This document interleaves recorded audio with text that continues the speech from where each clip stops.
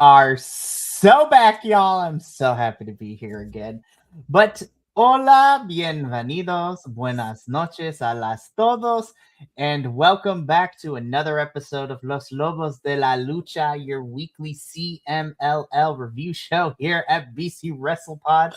And of course, we're already swinging hot out the gate because we got Primo already here. It has been far too long, my friend, but we are back in full effect. Oh my goodness. I am Mikey, also known as El Jefe of BC WrestlePod. I run the ones and twos, and I am herding all of these lovely gentlemen into trying to face the biggest enemy of all, scheduling. Pod. I was just like, this is why I could never work reception because I would lose my mind of how many appointments we need to keep track of. So shout out to all the clerical people out there, the receptionists. Like, I do not envy your job. And also, make sure that you befriend them all as well, because they will give you all the tea, and we love them for it.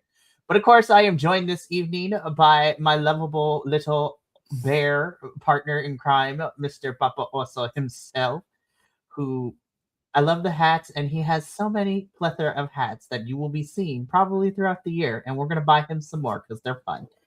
Unfortunately, we are down Adolfo. He is currently still on his, sabbatical hiatus. He got lost in the sauce. No, I'm just kidding. No, but Adolfo is still taking his reset, and hopefully he will be back sometime soon. But until then, he does say hi, and he loves everyone, and he misses everyone. But we also want to make sure that he takes care of himself, because taking care of yourself should be at the forefront in your 2026 goals and resolutions. But we got a whole plethora of action to talk about tonight. I know we do these reviews a couple days after each Viernes Spectacular, but my God, there was a lot of wrestling for me this weekend. But this was also one thing I was just like, grab the tissues, because I'm probably gonna get emotional because I'm a little bitch when it comes to this. And yeah, I cried. So, but I loved it, especially when there's children involved, man. That, like, I was like, puppies and children are my weakness, and food. Those are my three kryptonites. So we're gonna get into all of that, but before we do, to kind of go through our announcements as we normally do here at BC WrestlePod, we are a group of 14, 15, sometimes 16 and 17. We just keep collecting people like Infinity Stones and Pokemon at this point. But we are so happy that you have found us, regardless if you have been rocking with us since day one, or if you are new and wondering what in the wacky world is this. However you found us, and however long you've been a part of this lovely crew here on the internet, welcome, hi, and feel free to subscribe and explore our YouTube, Twitch, and Kick, where you can find our full-length streams, and especially on YouTube, the edited reviews. We also are on your favorite social media site at BC WrestlePod, so you can follow us anywhere and everywhere, where we do our report cards, our predictions, our previews of the weekly shows, as well as some other fun stuff that happens on the internet. We have some merch available at our store, bcwrestlepodshop.fourthwall.com, where new designs are coming this weekend, because my artistic and slightly autistic brain has finally settled on designs I actually like. And apparently my designs are also causing epilepsy for some of us. No, but seriously, we're going to figure that out. We're probably going to keep this background. I might just keep it as a static image, though, but we'll see what happens with all of that. But we also, of course, we have a little coffee bot. He is our friendo who helps us pay for these pay-per-views out here, specifically AEW pay-per-views, because they're the only company that still we shell out money for, but that's okay, because I don't mind paying for good wrestling. And that is what we do here at BC WrestlePod. We watch all the wrestling. So now that the announcements are out of the way, let's get into why we're really here. You don't want to hear me ramble about these announcements. Let's talk about some wrestling. Let's talk about some Lucha Libre goodness coming from Arena México. So again, this is the first CMLL Post-Show Breakdown of 2026. It's been a couple of weeks. CMLL has been really fun the last couple of weeks. I mean, before we went on to our 2-week vacation, We had, some of the AEW folks come down. Like we had Soberano Jr. take on Kevin Knight, Speedball Mike Bailey, and Mascara Dorada, Claudio and Ultimo Guerrero. And then, we had some other fun stuff, but we have things to get into. First and foremost, before I even announce the first match we're going to talk about, shout out to CMLL for giving us graphics once again for this special episode for the Sin Salida. So if you are unfamiliar with CMLL, Sin Salida is the yearly event where there is a giant cage match, and it is crazy because somebody is losing hair or their mask, and we'll get into that in a little bit. Also, not just for this show, but for the last couple of shows, as Primo's, points out, CMLL has been selling out their shows like crazy the last couple of weeks and months, and they're continuing to do crazy things. Also, I will talk about it when we get to the end of this, but CMLL also just dropped that in the next couple of weeks. We're getting some crazy matches between the AEW folks and the CMLL folks, which we're going to talk about at the end of the show. Yeah, also, Místico and Soberano got one the night before. CMLL is doing wonders, and they're kind of on and popping. Not to say that they weren't on and popping before, but it is crazy, and I cannot wait. So, anyways, so let's get into this. So we kick things off with a Relevo Sencillo. So this is our opening match of the evening, in which sees the team of Hijo del Pantera and Valiente Jr. taking on Infarto and Troglodita. Once again, very excited to see Troglodita, one of our Escuela boys, still popping up in here. And also really love seeing these other individuals as well. So, of course, this one was going to be a tough night for everyone because, again, the Sin Salida match was main eventing the show, and that one was going to go long, and long it did. But we still had some other fun stuff happen here. I think this is a pretty solid opening bout. As we always say, the opening matches on Viernes Espectacular do tend to set the tone for the rest of the evening, and I had a good one with this one. So this was a pretty good, and I enjoyed it. So again, I feel like, because this is an opening match and we had everything to get to in the main event, I feel like some things were cut for time.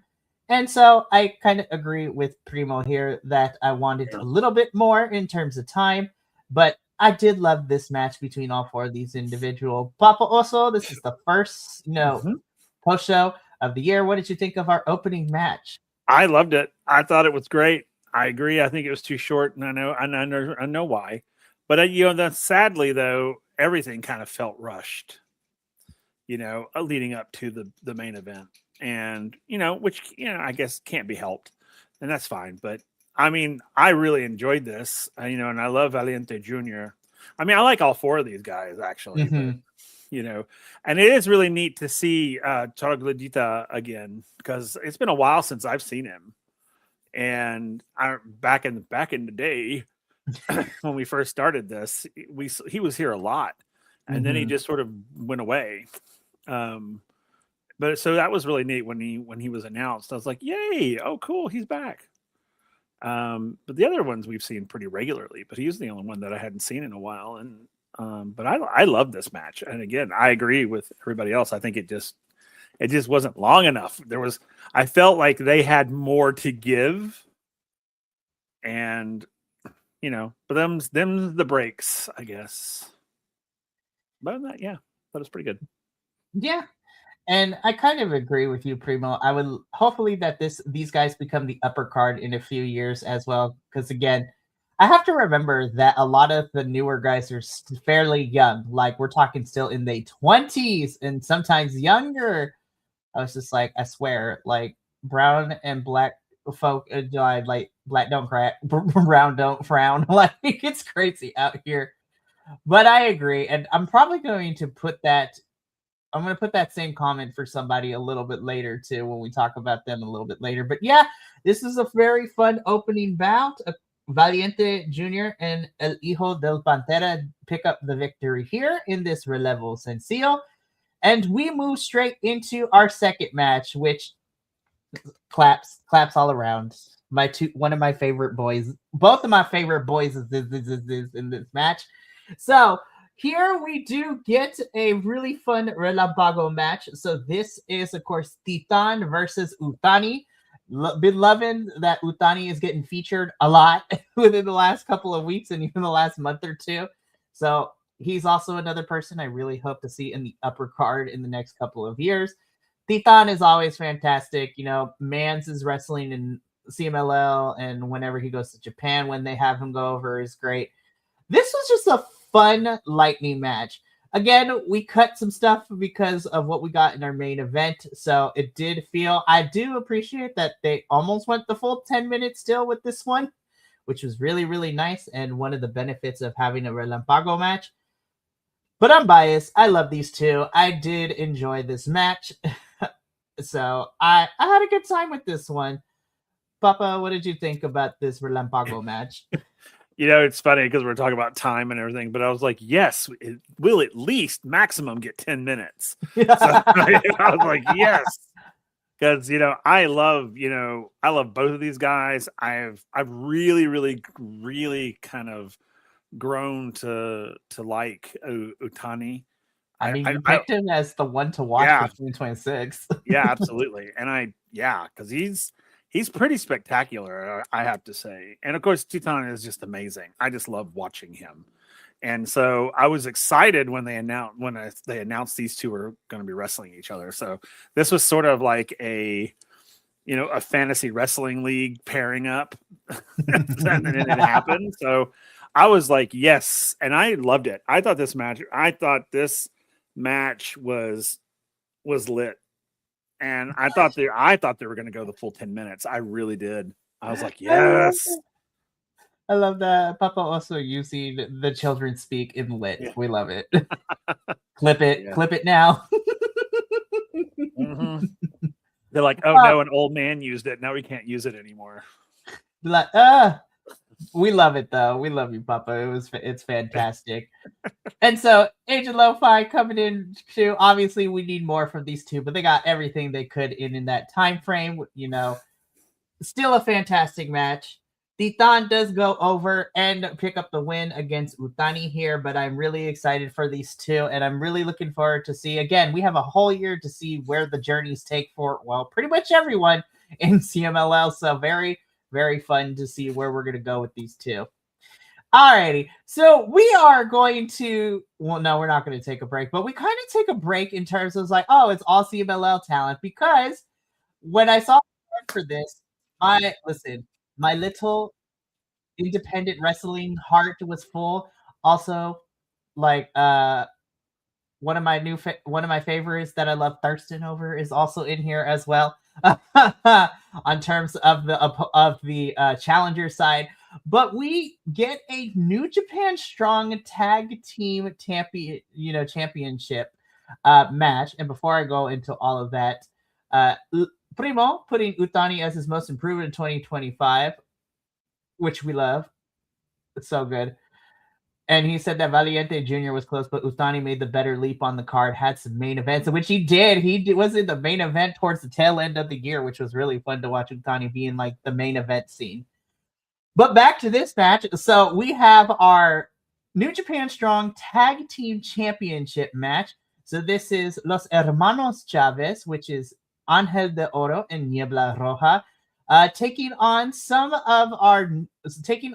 members of the New Japan Strong Dojo themselves. So, of course, we have West Coast Wrecking Crew. That is their tag team name, which is made up of Jornell Nelson, who is the lovely gentleman in the back on the right. But then, of course, on the front is Mabu Thang, the Sky High Samurai, Royce Isaac. And I was like, hello, cake. I was just like, and I got to see that in person too. I was just like, ooh, love you. No, but I really do like West Coast Wrecking Crew. They are more on the independent wrestling scene and do participate in the New Japan Strong shows here in the United States and sometimes in Japan. They are usually a heel tag team, and they definitely played heel here, which is really, really good. But I love them. Now, as far as this match goes, I thought this was a really good. Again, I'm gonna sound like a broken record, but because of the main event, I thought this was pretty decent. I was a little disappointed because I feel that it took them a little bit to kind of get connected in terms of chemistry, and even when they did, I feel like we didn't get the full extent to it. So I thought this was pretty okay. It did take me a little bit to get used to because, again, with West Coast Wrecking Crew, to my knowledge, I believe this is their first real time in Arena Mexico, and unfortunately, it kind of showed a little bit because I know New Japan, you have the strong style of wrestling, you hit hard, you work snug, but you don't. At least the strong New Japan strong folks don't really get a lot of opportunities to work with luchadores. I know that they have the partnership with CMLL, but we don't really get to see the dojo folks come over and work with the CMLL talent like we see in the other stuff. So I thought this was a pretty decent match. I will say I did like seeing, like Primo brings up, I love seeing, Los Hermanos Chavez have a different style of match. I guess the best way to describe it, I feel like this is the most Americanized match I have seen in CMLL, and that's saying something because we saw like Mystico and MJF go at it like back in September at the Aniversario show. Sure. Yeah. So yeah, I mean, this was decent. I didn't hate it, but I was just like, yeah, love you, West Coast Wrecking Crew, but this is definitely your first time working with actual luchadores. All right, Papa Oso, I know I talked a lot, but what did you think about this one? I mean, it's very much one of these things is not like the other. Mm-hmm. It wasn't horrible. Wasn't spectacular. I mean, I think it really kind of took me out of the flow of the night a little bit. Mm-hmm. And I think you're right. I think it was because it was very American or Western, whatever you want to call it. And it felt like the two styles were fighting each other as opposed to working with each other. So I was kind of like, oh, okay, that's cool. Some eye candy floating around in there, and so that was okay. But I mean, yeah, and I mean, all right. Yeah, and Primo brings up we didn't get the normal close counter spams that the Chavez usually do, which again is a thing. So yeah, I thought this was still a pretty good match, but it definitely was a little bit off in certain areas. But Los Hermanos Chavez do still pick up the victory here, which is very, very nice touch, which we love to see. And yeah, so they are still our New Japan Strong champions. Very interested to see where we go with them going into 2026 and where we go with them because they are both the Strong and Tag champs still. So that's always going to be a fun one for sure. Yeah, out of their whole trip down in Mexico, West Coast Wrecking Crew ended up going 1-4 on their tour. Kind of surprised they took that many losses. Kind of rare for foreigners. Hopefully, I mean, yes and no, because outside of like the New Japan Strong events, they don't really, and some independent wrestling scenes, they tend to lose a lot. I will say though, they were on a run because they held those New Japan Strong tag titles for quite some time before ultimately losing them to Templario and TJP last year in May. The reason I know that is because I was there live at that show for New Japan Resurgence. So yeah, so again, more tag teams for the New Japan titles would be great. It'd be fantastic. Alrighty, so at this point, we then get into the semi-main event, which was a Relevo Australiano. So this is the team of Místico, Máscara Dorada, and Atlantis Jr. taking on, Volador Jr., Barbaro Cavernario, and everybody's Novio Soberano Jr. I don't care what nobody says. Soberano Jr., I love you so much. Never change. You and your pointy outfits, like Queen. We love it. Exactly. And that's the other thing, too. This match got the normal amount of time, too. I was just like, well, of course they did. I was like, do we not see who's in this match? Just kidding. I love everybody involved. Oh my goodness. And of course, again, because this is a 2 out of 3 falls level Australiano match, it's just like, yeah, this makes sense. And I was just like, semi-main event before the cage match that we were going to get into in a little bit. I had fun with this one. I really, really did. I was just like, yeah, all my faves are in here, so we're going to have a good time. And a good time we had. Papa, what did you think about this one? Well, it's funny because I totally was like, there's no way they're going to shortchange Mystico. There's no way. I was like, this is going to go longer than everything else I felt. I mean, and so when it's normal, as you guys said, but I was like, yeah, that's what I thought. And it was good. I loved it because it's like, wow. I mean, first of all, you would not put this much talent in a single match and give them like 3 minutes to wrestle. It's like, that's an exaggeration. But I was just like, okay, we're going to see something with this one. And, and I love that, of course, I guess it's because of who is in the match. But, it's so fun. One of the greatest things I love about luchador wrestling, or wrestling in Mexico in general, I guess, is the audience is so participating in the event. They're not just spectators. 100%. They're legitimately like part of it. And I loved it. And it was very, very, very, very prominent here. You could tell that, one, these guys know how to work a crowd, and the crowd was eating it up. Oh, 100%. So great. And it was so great to watch. You and Primo are on the same wavelength because the crowd work was on freaking point. Everything they did was being eaten up. Like, this is just a fun semi-main event, and it makes sense for everybody we got involved here. So this was a really, really fun bout between everyone. This is great. And yeah, it was really fun. So Soberano's so over. He's getting people to boo Mystico. You can kind of hear it here, but you really heard it the next day at Arena Coliseo. It's really fun, and I think we talked about this in our last review, our last post show before break too. It's just like Mystico and Soberano Jr. will have a generational like run of being like kind of the same person but split into two different halves. And again, Soberano is so over. Like, if people start booing Mystico because of it. Like, I mean, I love Mystico too. Go get me wrong, but I was just like, it's El Novio, so like, of course I'm biased. Like, oh my goodness, we love to see it though. So after a really fun back and forth, we were tied 1-1 apiece, but ultimately it would be the team of Mystico, Mascara Dorada, and Atlantis Jr. to pick up the win over Volador Jr., Barbaro Cavenario, and Soberano Jr. All right, kids, strap yourselves in because I'm going to just let this picture hang for a little bit because Lord help us. It was so much. It was so much.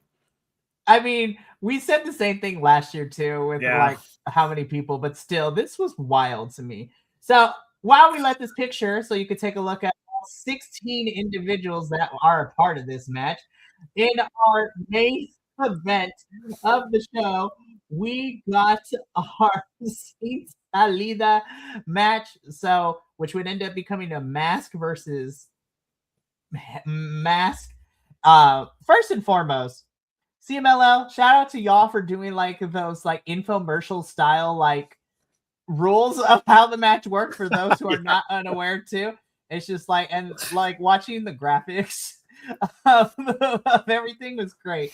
So in the Sin Salida match, if you know the Lucha de Hula, which we love to see, the jail, basically it's like the jail fight is essentially what it translates to in English. In this, everybody would be locked in the cage and nobody can start making an escape until all 16 participants were in. Then the only way that you can consider yourself safe and fight another day to keep your mask or your hair is you had to climb out of the top of the cage. Unlike in the States where you can escape through the door, You cannot do that here in Arena Mexico. You literally had to climb over the top of the cage, and then you would be considered safe and then climb your way down. The door was locked the entire time once everybody was in. It was crazy. So, man, yeah, before I even get to the participants, this is something I did want to talk about too. Oh, how funny. I was about to say something about that too. How hilarious. So Primo brings up, not a big fan of cage matches in CMLL, to be honest. The no blood kind of sucks for me. This also would have been a little bit better with 8 instead of 12 here. 12? There's like 16 people. What are you talking about? No, just kidding. No, I was like, there are 16 people in this match, right? Yeah. No, or am I making that number up? 1, 2, 3, 4, 5, 6, 7. Okay, yeah, there were 16. I was just like, there are 16 people in this match. I was just like, I would have been fine with 12, but 8 is probably better because there was a lot going on in this match. And look, I love multi-person matches. I'm used to like big old rumbles where we get like 20, 30 people in a ring. Like the battle, like we just talked about this. There is a way to do these kind of big multi-person stuff all the time. And, you know, not to invoke another promotion, but like a couple of weeks ago before we went on vacation, Papa, you and I, you know, talked about TNA where we had that 20-person rumble, and it kind of worked because, you know, everybody was in there, and then we got rid of like, it didn't take too long to get rid of people, and then it was only like the last 5 or 6 people that really, not to say everybody else didn't matter, but it was like, okay, these are the 6 that actually have the shot of getting this championship bout, right? And so I was just like, there's a lot going on in this match. The cameras did the best they could. Honey, they tried. They tried. I will say, though, and we're going to talk about it in a little bit, the ending was honestly the best I can remember for Sin Salida. I really felt the important win idea. We don't talk about it because I cried. So this is crazy. Oh, yeah, that's right. I forgot about that. Full Metal won last year. What's he been doing for referee? Ooh, that's true. Alrighty. So let's get into this. So in this match, there were 16 individuals, and they are as follows. Going from left to right, according to my list, we have Astral, Electrico, Oro Jr., Diamond, which again is crazy to say. It's just regular. It's like Diamond. Espiritu Negro, El Vigía, Rey Cometa, Blue Shark, Virus, Concebrero, Calavera Jr. 1, Calavera Jr. 2, Sangre Imperial, Robin, Polvora, and El Coyote. There's a lot of people in this match. There's 16 people in this match. Can I say that I love El Coyote's mask? Yes. El Coyote's mask, never get tired of it. Man. But, so, again, I didn't really explain the rules very well. So, again, there's a lot of people. Some people have masks. Some people have long, gorgeous locks. So, what ends up happening is you have to escape the cage to save your mask or save your hair. If you get the pleasure of being one of the final 2 people in the cage, then it becomes a regular match to one fall, where the loser, it either becomes mask versus mask, mask versus hair, or hair versus hair. Somebody is losing something by the end of this night. So there was a lot. We had some mask ripping. We had some accidental. We had almost an actual nip slips in this match. People were pulling masks. People were pulling off clothing. I was just like, guys, it's not that kind of show. But hey, I was just like, what is happening? That's very, very true.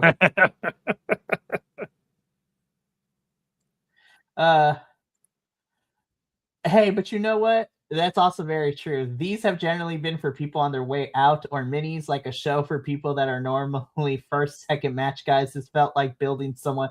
Yeah, so we're going to get to it. So, every chaos is happening. It's like a good hour and a half long match. So I was sat with some snacks, right? You know, I was like, this is going to be a long one. One by one, people start exiting the cage. And then finally we get down to our final 2 in this match, in which everybody was just like, okay, now we're going to actually get some wrestling done. So the final 2 end up being Calavera Jr. 1 and Robin, which then turned into a mask versus mask match, right? The crowd is so behind the Calaveras, and they were cheering for Calavera Junior Uno throughout this whole entire final sprint, so to speak, man. But man, this final bout was really, really good between Robin and Calavera Junior Uno. There was near falls, there was some thicker things happening, but ultimately, Calavera Junior Uno is the winner. He gets to keep his mask, even though it got ripped up in the process, and so did Robin's. So that's the match itself. But then we still had like a 20, 30, 25-minute whole thing because we had. I cried because we had the whole process in which before we even had the mask come off and everything, like we had tiny little Robin come into it. So Robin's child, his boy, and then his daughters came in. Everybody was crying. There was hugs going on. My feed got a little bit blurry because I could not see past my tears that I was shedding. And I was just like, oh my God. I was just like, why am I crying for wrestling? What the flip? I was just like, oh my God, what am I doing with my life? And then what made it worse too is that Calavera Junior Uno was crying. We had Mascara Dorada trying not to cry too. So of course, after everything was said and done, like Robin does end up demasking himself. We learned that this is, is Robin. He's been wrestling for 20 plus years. I was like, hot damn. I was like, my God. And I was just like, man, this is crazy. Like, I cried. This was so emotional. And honestly, this moment was so impactful. I'm like, this is barely the third day of 2026, and you already have this moment for me to run it back. It's crazy. So, Primo, I'm gonna bring your comments in here in a little bit too, but Papa, like, let's dissect this. So, the match, the cage, the one-on-one, the demasking ceremony, like, where do you want to start? Well, let me start with the overall thing first. Mm-hmm. The cage felt weird to me. And maybe it's because I've never seen the cage in CMLL before, but it just felt weird. It felt, it's like the elephant in the room. And I don't know. It was weird. It made me, I don't know. It was weird. The overall thing, it's funny because I was like, they could have done this without the cage and it would have been just as effective. I don't know if the cage was just to add, flair or whatever, but I felt like it could have been done without the cage, honestly. Mm-hmm. But anyway, and then when we get to the end, the two, it was like my heart was beating too fast. I was like, it was stressful. It was stressful. And then, of course, the ending happened and the masks and tears were flying everywhere. And it was one of those, and we've seen it in the past when this has happened with like Euphoria. I remember his whole thing when that happened. Mm-hmm. And I think it's because, and this is not me speaking as an expert by any means for you folks out there, but for what I have in the year plus that we've been doing this, I have the traditions of this style, the sort of what people hold dear to themselves when it comes to this style of wrestling. It is extremely emotional when they have to give up that tradition. It's something that they have, I mean, I don't know because I'm not a luchador, a wrestler. Obviously, I'm nowhere near because I'm as white as a sheet. But but it's the idea. I understand it. I understand the idea of that mask being something that's part of you. It's who you are. And when you have to remove it, having it ripped off is one thing, but when you personally have to take your mask off, it is, I get emotional thinking about it right now. I get a catch in my throat because it is the most personal thing. If, like I said, if someone else had ripped it off and we had seen whatever, okay, that's, oh man, what's that? But to watch him remove his mask, and as difficult as it was, and you're right, and having the kids there, and it was just, and then watching the other wrestlers just sort of understand. And that's one of the things I love about it, is everybody understands, even though we are wrestling and one of us is losing our masks. I understand the legitimacy of it, and you could feel it. But it was beautiful. It was just so beautiful, and I always feel so honored to be able to see something like that. And I can only imagine the power it has in person, though. With the audience sitting there, and you just feel that emotion just sort of wash over you, that sort of thing. And I mean, it would be for me if I was sitting in that audience watching this. I mean, I would just probably I'd be sobbing, probably. But I'm a big softie anyway. But yeah, I loved it. It was beautiful and brutal and honest and raw. So I loved it. It's what I love about this style of wrestling. It's it's just that the feeling you get, it's like you get caught in it. You get, these wrestlers become your brothers and sisters, and you kind of feel that, when he was removing his mask, even though I didn't know him that well, I'd heard of him, but I was feeling it, man. I was like, dude, no, don't. I mean, I literally was saying, no, don't. Come on, there's got to be a different way we could do this. I was literally like, is there any other way that we could do this without him removing his mask? I was just like, I mean, I did it when it happened to Euphoria too. I was like, right. Oh, come on, there's got to be another way. Go, oh no, I no, don't take it off. I don't know. It really hits me hard. So yeah. Alrighty, so Primo, I'm gonna bring in all the comments that you brought up during this whole thing. So first, going back a little bit, so he has met Robin, extremely nice as expected. He's run a ton of shows out of the Chicago area, and Robin has his own promotion that works with CMLL in the US, which now I need to know more of because that's fantastic. Also, he brings up that the reason that there was no other family members with Robin is that the Alvarado family is banned from CMLL since about 2017. What did they do? And Mascara Dorada was there as his sister is with Robin. That's a scandalo right there. I'm just kidding.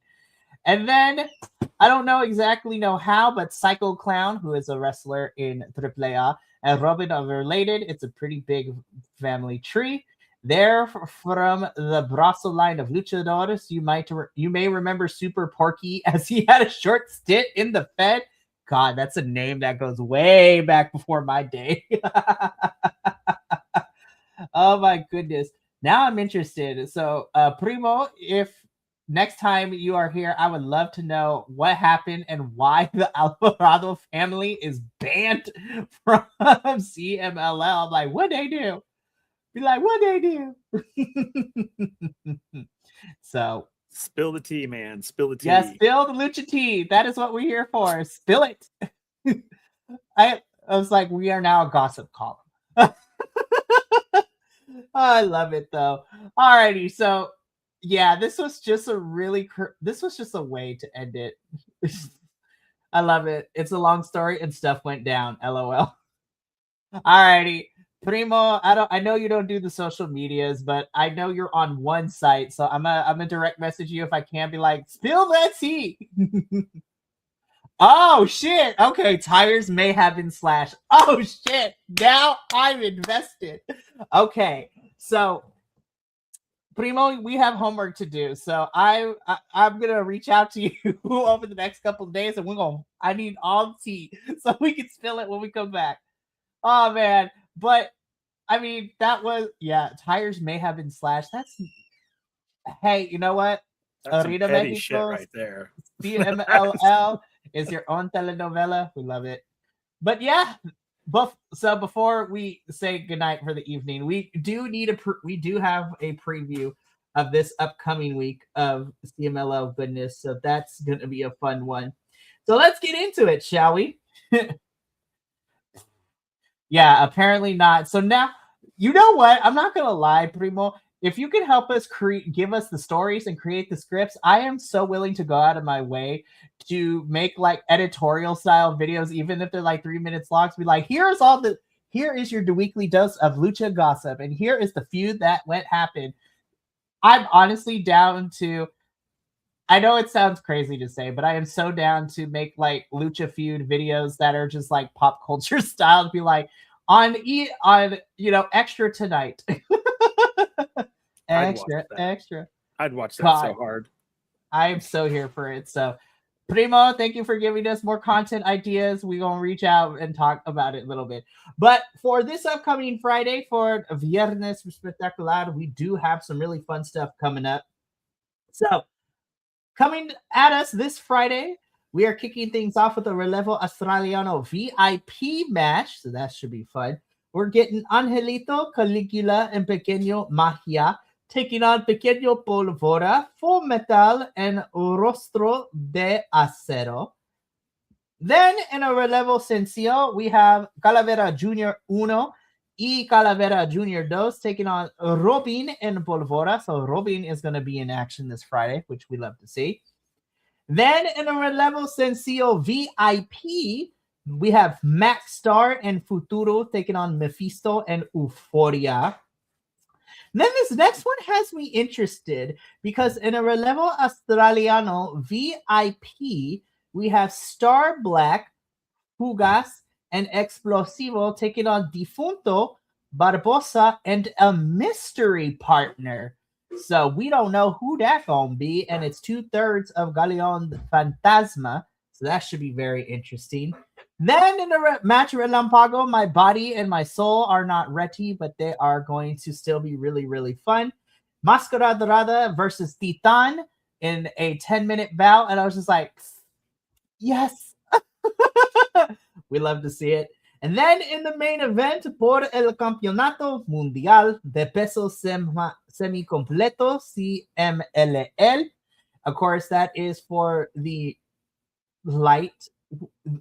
middleweight, the semi-complete, the middleweight championship of CMLL. Místico defending the title against Barbaro Cavernario, so that should be fun.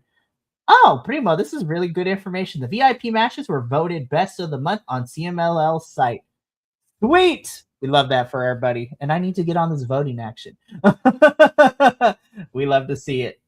So, again, we started off the year with the crazy cage match. Robin is now demasked, but we are going to see him in action as well as some of our other favorite folks this upcoming Friday. You bet your bottom dollar we will be here next Wednesday reviewing it all and recapping it.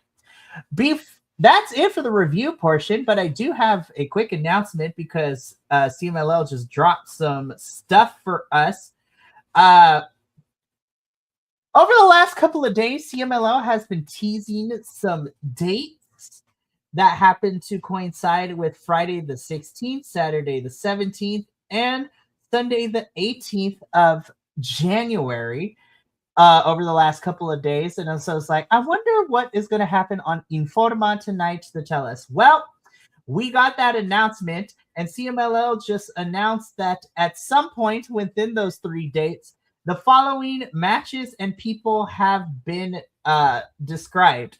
So, at some point, whether it's on the Friday, the Saturday, or the not Sunday show, sorry. The Friday, the Friday, Saturday, and Sunday show. We don't know when these are happening, but in a one-on-one match, we are getting Templario taking on the Ring of Honor World Champion Bandito. So Bandito is coming back, and he's going to square off against Templario. And I'm just probably going to melt into a puddle on my floor. Be like, that match is going to be so good. But also, yes. We are also getting, for the AEW National Championship, Ricochet is coming back to Arena México to face off against Titan at some point, so that's going to be fun. Then in a Ring of Honor Pure Championship rematch that's making me so excited, we have Shelhua taking on the Ring of Honor Pure Champion Taiga Style Lee Moriarty. And if anybody knows my matches of 2025, I highly love that match from Supercard of Honor in the summer. So we're getting a rematch. And then at some point, we're getting all three members of the Gates of Agony in CMLL. So Ricochet, as well as Toa Leona and Bishop Khan. So I'm very, very excited to see some of our AEW folks be coming down here. I'm not going to lie, you guys, from a pure wrestling sport, I'm excited for Lee Moriarty and Shelhua.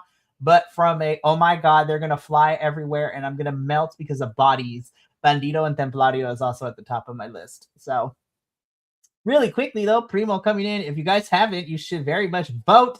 And Lucha Blogs, Tapatio Awards, you've watched enough, and there really wasn't anything outside CMLL that was better, if I'm being honest. LOL. Aw, see, we're getting all this insider information, and I feel like we're about to explore a world that we had no idea existed when it comes to Lucha Awards like this. But I definitely going to have us check this out, too. And Primo, we love you so much. Thank you for always rocking with us and giving this insider information. And I feel very worthy that you recommend us to vote in these awards. So I was just like, because I never know if we're qualified to do anything like this when it comes to Lucha Libre, since we're all so fairly new with it still. But honestly, I'm probably going to go check it out either tonight or tomorrow to do so. So this should be, I'm excited to see it. But yeah, that's going to be it for us here tonight at Los Lobos de la Lucha. Again, we'll be back next Wednesday to talk about more CMLL goodness. But we do have some fun stuff to wrap up this week. We have our final post-show breakdown this week on Friday, as Will and I will be spending some quality time together, as well as our other co-hosts, Will, because there's two of them. Go figure. And we'll be talking about TNA. This is the final TNA pre-tape before we go live next week on AMC. This is going to be nuts. And honestly, I still have mixed feelings, but I'm excited to see the matches that we're getting for this upcoming week. Should be a lot of fun. And hopefully, if the internet doesn't want to, go out on Will's end, we get to watch it together tomorrow. So at least there's that. But that's going to be it for us here tonight. We hope to see you Friday at 7:30 p.m. Pacific for our TNA post-show breakdown.